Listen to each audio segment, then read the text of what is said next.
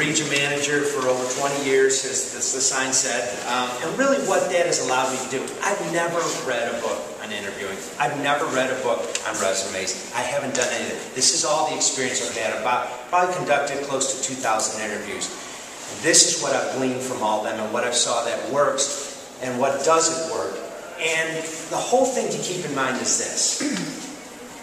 People don't interview very much. So it's not a skill you're comfortable with. You kind of go in there thinking, I'm at a disadvantage. I'm not. And I always say it's akin to when you go in to buy a car. I've had many people tell me, I went in and bought a car, I got a great deal. I'm thinking, of course you got a great deal. They wanted you to think you got a great deal. You buy 5 cars in your life, that guy sells 5 cars a week. So that's their strength. What I'm trying to do is help people kind of get up to that level, that skill level in interviewing, to say, this is stuff that works, this is what I'm allowed to do. So what I did when I put this thing together, How to Win Your Job Interview, I said, I don't want to do something where it's going to be, a whole volumes on how to do a resume, on how to do this. I want to let you guys know, and I'm going to walk you through it, going from how to find what you want to consider in finding a job, all the way through the interview day to that. And it's not going to take that long. The whole idea, come on in, we're just starting. The whole idea of this is to keep this a simple, concise thing that you'll be able to say, oh, I get it. Oh, I'm allowed to. And just in talking to you, to be able to, I've had people say, really, I can do that? I talked to a woman earlier. I said, heck yeah, you're allowed to do that. Let's get rid of all the myths. So let's kind of start out to see how this, when I tell people, first of all, if you're unemployed, and yes, I have been unemployed, and I get it. It's scary. I woke up at 4 o'clock in the morning thinking, oh my gosh, what am I going to do? And, so I've been there. I've worked in negative work environments, basically places you're not having fun. So whatever the reason you're saying, do I want to find something else, or do I need to get another job? Here's the things to consider. First of all, little things like what type of compensation you want. And you don't never ask what pay in an interview. It's always the compensation package. But you want to consider how much you're going to need, what industry you want to get in. And if you're unemployed, you may say, I'll take anything. I get that. But you do want to start considering, do I want to continue to live here? There's a lot of variables, but once you've said, listen, I'm going to stay put, this is where I'm going to live, this is the industry I want to be in, or I want to broaden the industry, what you will find out when you start looking for a job, you're going to find out that there's other industries open, or there's other positions open. You have no idea. That's what people think. They think, well, I've only done this and this. I spoke with a woman earlier today. She's a factory worker for 30 years. She had to have her knee replaced. She can't do the physical work anymore, and she wants to get into office work. And her thing to me was, I have no skills to do that. And I said, are you kidding me? Just the opposite. You may not know how to do the office work. They can teach that. They teach that every day. What you do have is 30 years of hard work to show them, the pride that you've done, the fact that you've trained people, that you've worked with people, that you've worked with all these groups. Those are what you need to let people know that you can do. Those are the skills you bring. So it's not always what that job says. We're looking we can teach you guys stuff. We're looking to find out what you guys can bring to us, the value. And that value a lot of times is in here and in here. The fact that you've worked with people, that you work together well as a team, that you can train people, that you're coachable, all those, that's when we go, that's the type of person that we can work with. We can teach you the other stuff. So go in there knowing, don't keep yourself pigeonholed on a certain industry or a job. There might be other jobs available. Because when you go into for the interview, let them know, hey, I'm trainable, this is exciting, I'd like to branch out, I'd like to do any of those things. So the first thing is kind of deciding, now where do you find the jobs? The internet has changed everything. You can now go out and go on the internet. There are, people can look in the newspapers, there's job fairs, there's also, go on the internet, there's online recruitings everywhere. You've heard of Monster, there's now Gorilla, there's every known animal they're going to come out, that's .com. But there are jobs listed, there are jobs posted. Go on the internet, Google, whatever you have to do, and all of a sudden you go, I guess there's more jobs out here than I realized. And now you get a sense of feeling. And here's what I tell people. People say, this is such a daunting thing. This is so overwhelming. Where am I going to start? Well, here's where you start. Simply. I'm a list guy, maybe that's a guy thing, but every day, take that first, not the last 15 minutes of the day, because you'll never get it, but the first 15 minutes of your day, and spend 15 minutes going on the internet or searching for jobs. That 15 minutes will probably stretch into 30. Next day, do the next same thing. You find out by the end of the week, you've put about an hour and a half into that. But not only have you put the time in, all of a sudden you're going, hey, this is fun. Hey, these are things out here. And you're starting to feel better about yourself, too. You're starting to give yourself hope that there are opportunities out there I was not aware of, and now I'm feeling better about the process. So when people say, I don't have the time, or it's that you need to make it a priority, because whenever something's really important in your life, you know what? You find the time to make it a priority. So do that the first thing out. So there are different places. You can go with recruiters, there's online recruiters, there's job postings. There are many, many places. Human resources. The other thing you do is network. Talk to people you know. Talk to your family, friends, your peers, whomever. There are things out there. Companies, yes, are looking for good people. And people who they can go out, who are willing to go. The mere fact that you guys are sitting here today says, I'm not the type of person who wants to just sit back and do nothing. I'm out here looking for a job. Those are the type of people that we are all looking for. So, you go on out and you find the jobs that are available. Now, how do you get them? Now we move into the third one. I got to secure the interview. What's a fancy way of saying I want to get in front of the people? Resumes. Okay, here's the down and dirty on resumes, okay? You send out a resume to 10 people, you're going to get it back 10 different things, especially recruiters. No, you need to do this, you need to do this, you need to do this. Woman walked in today and sat down and said, what do you think of my resume? I've never read a book on resumes, I've never written a book on resumes, I've only read resumes, okay? That's what I'm going to tell you, it works. Here's what works on resumes. If we're getting like 15, 20, 25 resumes, human nature says, I'm probably going to give it 15, 20 seconds. That's just reality. Keep it to one page. We want to tell volumes about all that. Keep it to one page. What we're looking at is the top half of that page. The top half is going to tell you what you've done the last 10, 15 years. If there's more after that, you just put a single line on it. And don't put paragraphs, put single bullet points. I did this. Like 4 for each of, let's say you've had 3 jobs in the last 15 years. 4 bullet points. If you've had 1 job in the last 15 years, then tell us what's been, but bullet points, because human nature, that's what we do. We don't read long sentences. We go boom, boom, boom, boom, boom. Hey, this is something I would at least be interested in. All your resume is a ticket to the dance. It does not get you a job, no matter what they say. And as I've told people, my wife has heard this countless times, I have hired, the vast majority of people I've hired did not have, quote, as strong a resume as some of the other candidates. Why? Because in the interview, I went, wow, here's someone who I think is going to be perfect for the job. They want it in the interview. It's not the resume. I'm not trying to discount resumes, because it does get you in there. But here's my thing on resumes. They tell you to put an objective statement on the top. Please don't do that. My son just took a course in college. And he's like, Dad, they told me to do that. I go, seriously? You're not going to listen here? We know why you're there. You don't need to put an objective statement to say, I'm looking for this and that. No, you're wasting it. We know why you're there. So start right off the top. But that top half, just give us your bullet points. The rest of it can be education, what have you. And at the bottom, all you put down is references on request. You don't have to put a lot of other things. Okay? Yeah. Keep your resume simple. Tell us what you've been doing the last 10, 15 years, because that's what we're interested in. So you send out resumes, you put them with recruiters, you send them, you can do resume blasting, you can go ahead and send them to HR departments if you've heard of openings.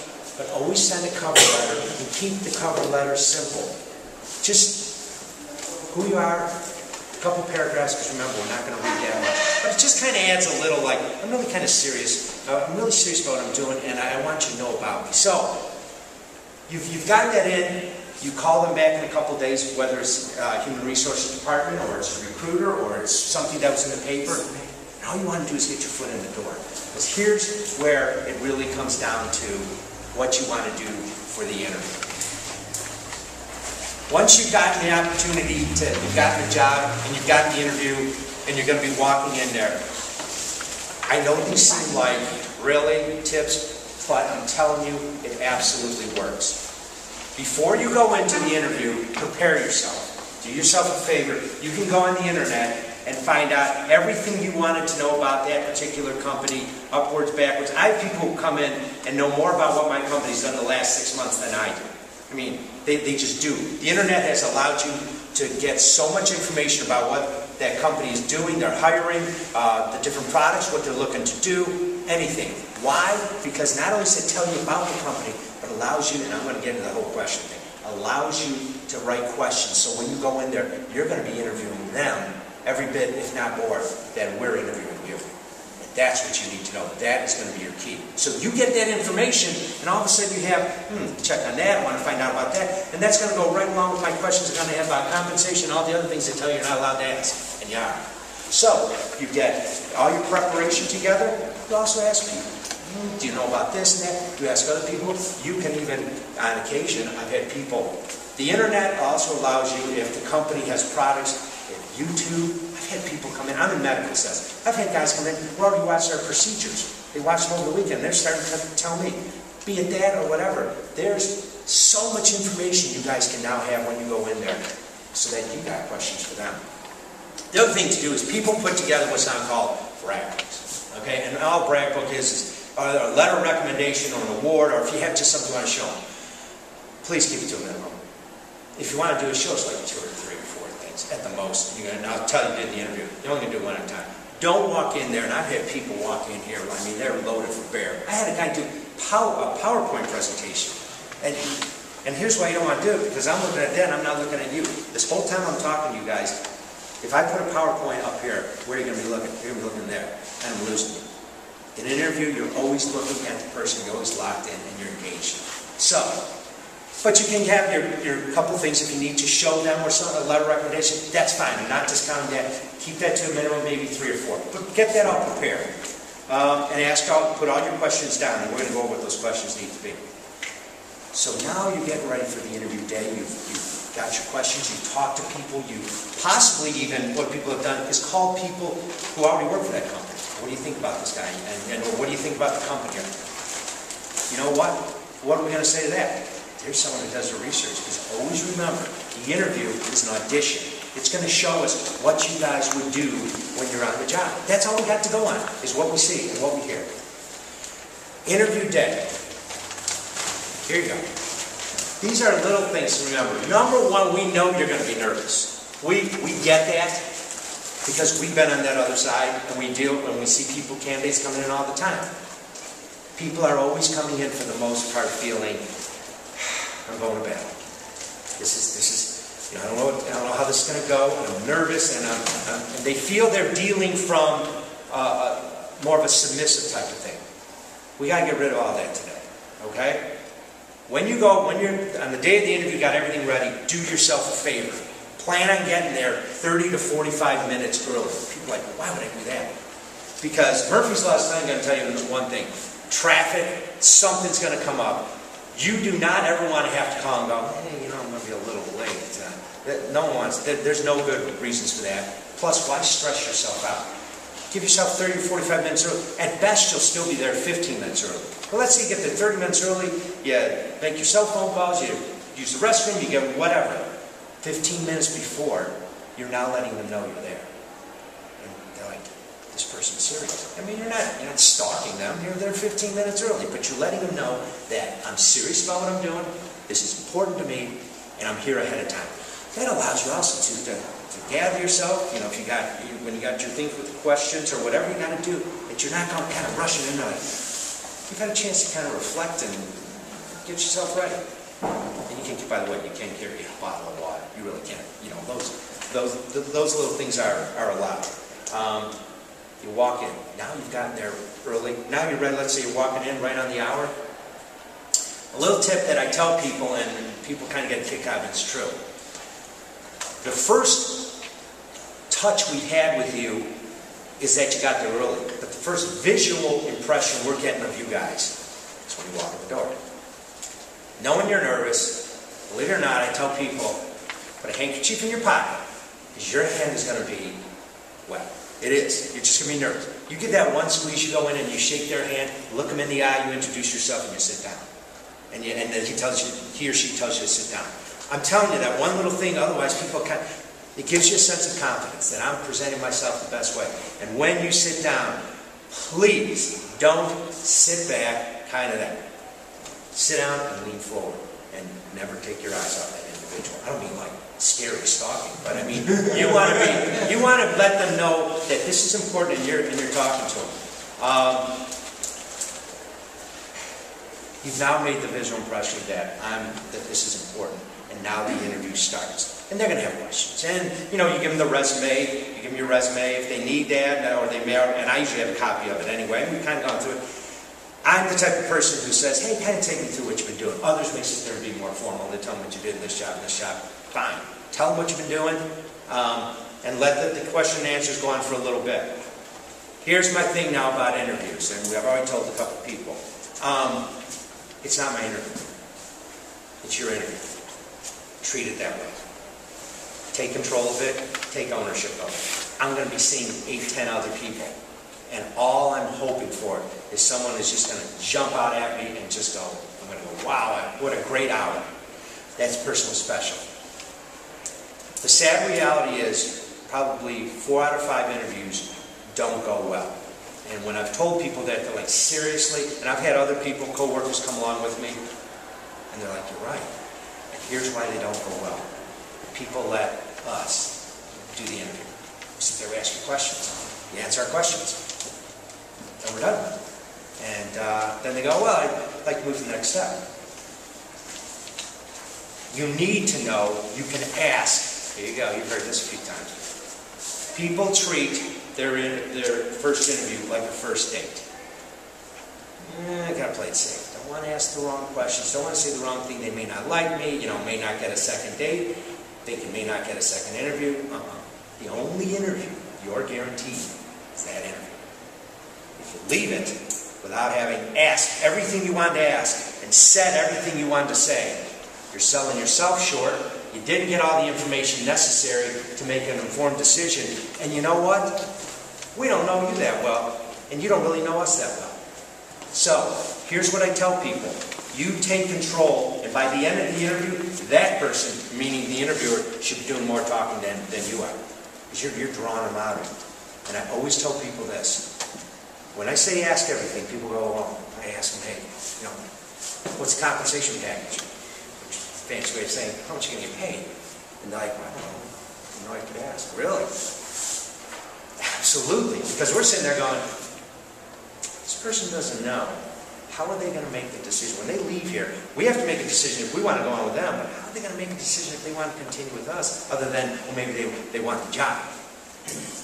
You are allowed to say, as part of your questions, I'll go over the questions in a minute, but here's what you do. If you feel it's just kind of going on, and it's like, okay, I'm answering these questions, but I don't think this person knows.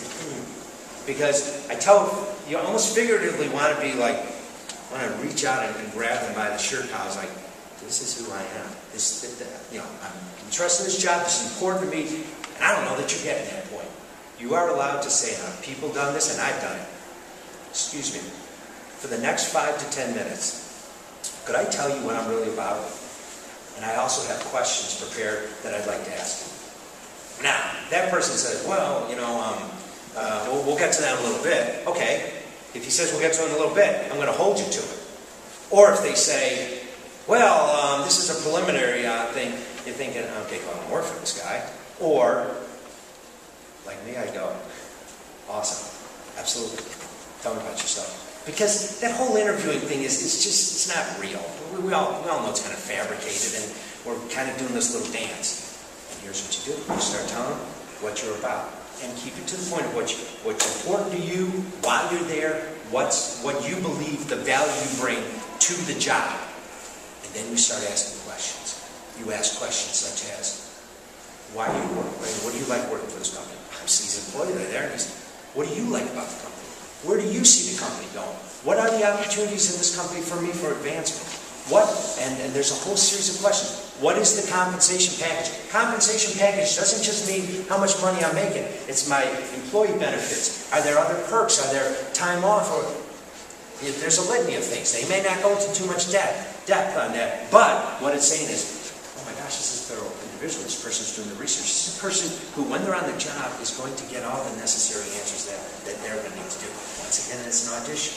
You are absolutely, don't ever think that you're not allowed to ask everything you want to ask. And you know what? If they get all bent out of shape about it, you may not want it. And it's how you ask. You're not asking in a threatening way. What you're creating is a conversation. Every time in your lives that you guys have learned things, you've learned things when you're having fun and when you're conversing. The last thing you want to do is like have to sit there like in a classroom type of situation where we've all been there and it's like ad nauseum. But when you're engaging back and forth, and now they're giving you information, you're giving them information, and you're playing off each other's questions, and we're loving it. I got to tell you, as interviewers, we are absolutely loving it. All of a sudden, we're finding out about what they got, and we start talking about stuff we never talk about in other interviews. We get more in depth about the job, and about what they can do, and what they bring to it, and what we bring to it, and what we're looking for, and all of a sudden, we're going, oh my gosh, and the thing's gone an hour and a half. I've had that happen plenty of times. Other times I'm sitting there going, 25 minutes. What else we got here? That's where you make the difference. You take control of that interview. You don't let anybody tell you you can't ask certain things or say certain things. Because like I tell them, you're guaranteed that, only that interview. I can't stress it enough to you guys is this, is if you ever were sitting next to me and watched what went on, you'd be saying, wow, I do that, or wow, I wish I had done that, and that's the difference. We are looking, and what I'm trying to tell you guys is there's ways to make yourself different and separate yourself from the field, because the field pretty much is just kind of goes along.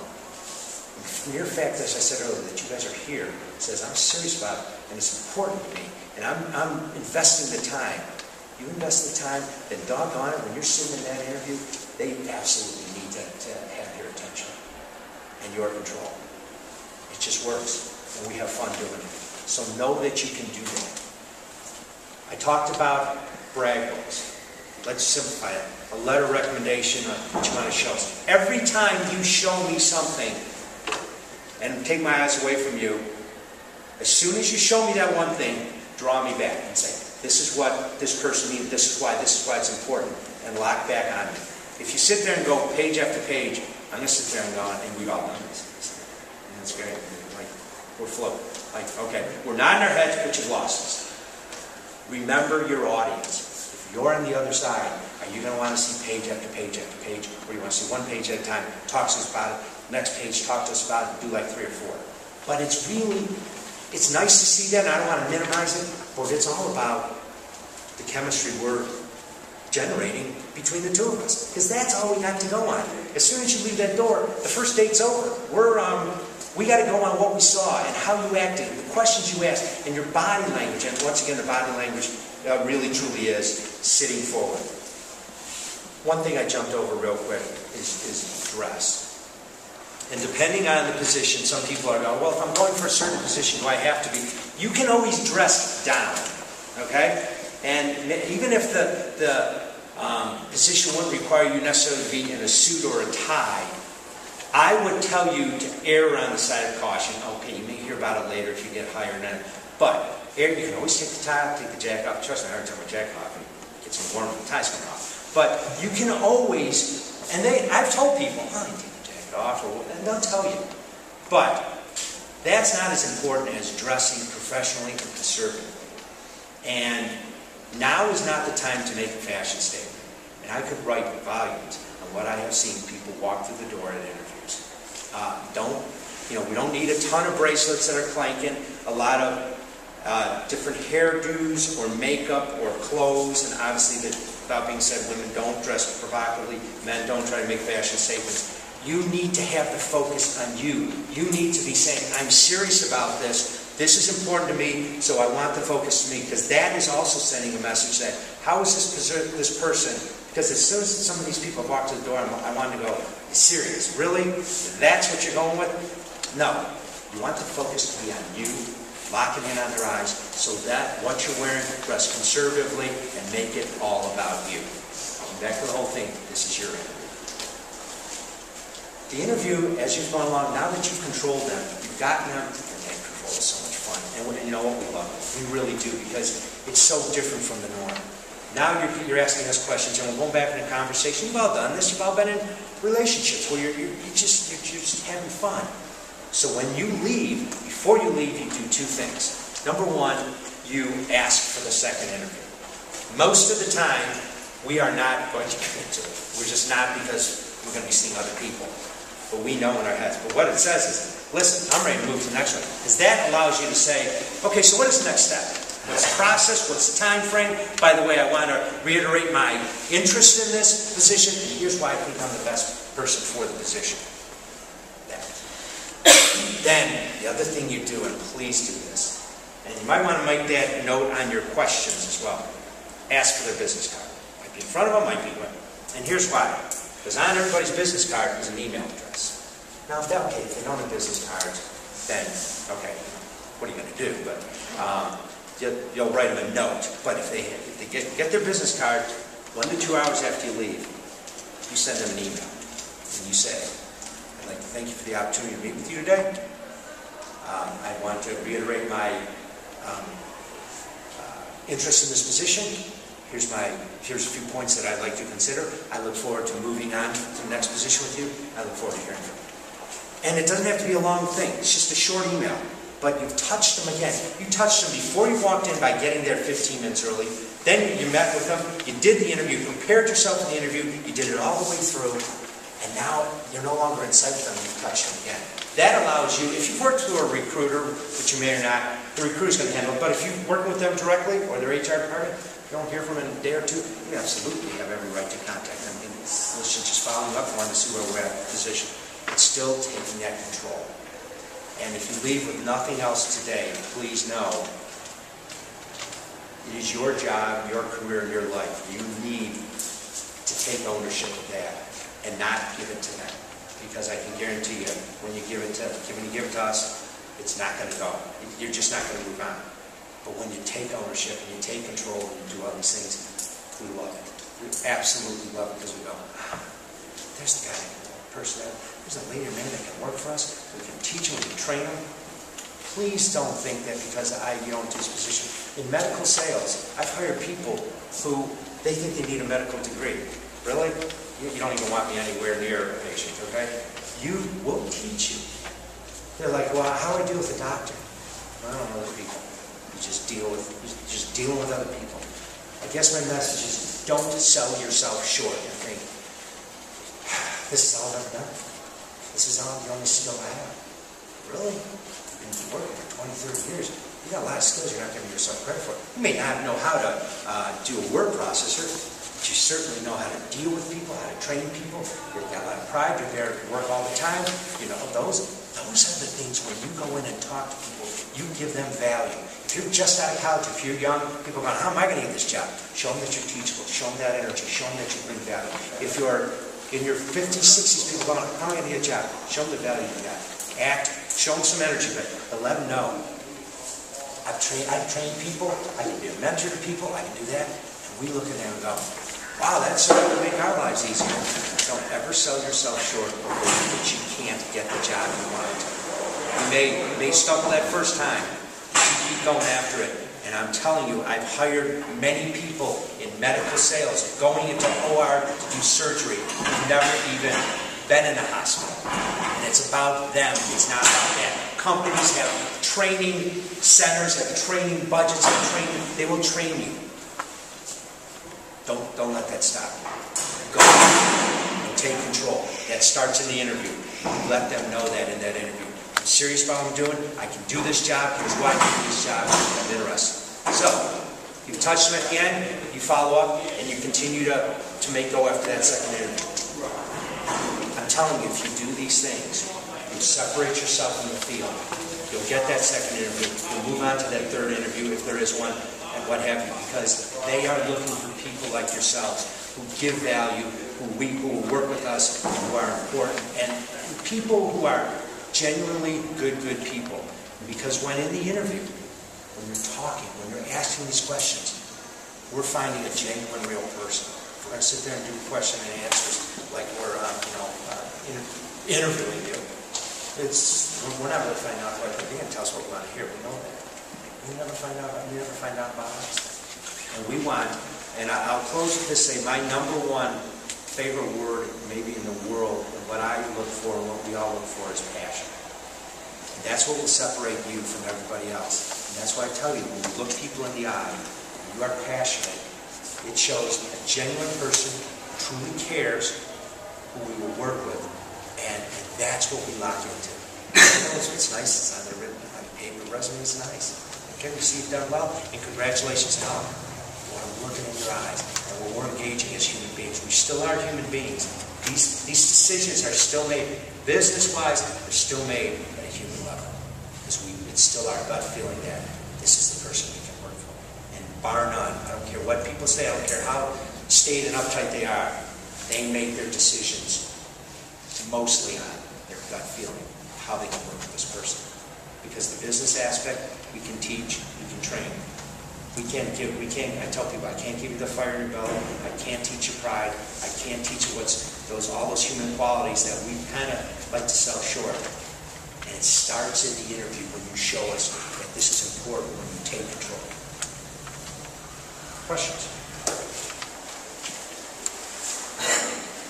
Do you believe it though? Do you believe that this will separate you? And the reason why you need to believe it is, doing over 2,000 interviews, I'd like a lot of them back, a lot of them have been great. You know, when I've been on the road and interviewing, and I called my wife and she says, well, how did it go? And I'll say, you know what, I met two of the most incredible individuals that just was unbelievable. When you meet those people in your lives, you've all done it, you go, man, what a great thing, what an exciting thing. That's what we're looking for from you guys. And you guys can all give it to me. All right? I thank you. Thank you. You bet. Thank you. You bet. Thank you, Bob.